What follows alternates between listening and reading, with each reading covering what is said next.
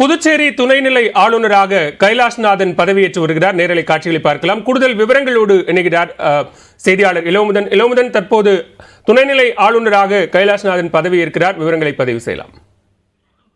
புதுச்சேரிக்கு இதுவரை நிரந்தர ஆளுநர் இல்லாத நிலை இருந்தது. ஏற்கனவே கிரண்பேடி பதவியில் இருந்தார். அவர் நீக்கப்பட்டதை தொடர்ந்து 3 ஆண்டுகள் 5 மாதங்களுக்கு ஒரு நிரந்தர ஆளுநர் இல்லை. அதாவது தெலுங்கானாவை சேர்ந்த தமிழிசை துணைநிலை ஆளுநர் பொறுப்பாக இருந்தார்.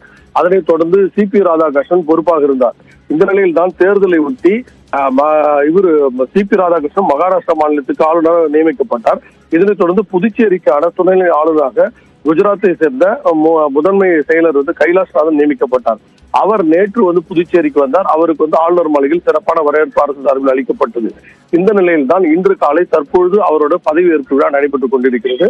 ஆளுநர் மாளிகையில் நடைபெறும் இந்த விழாவில் சென்னை உயர்நீதிமன்றத்தின் தலைமை நீதிபதி கிருஷ்ணகுமார் பதவி பிரமாணமும் ரகசிய காப்பு பிரமாணம் செய்து வைத்துள்ளார்.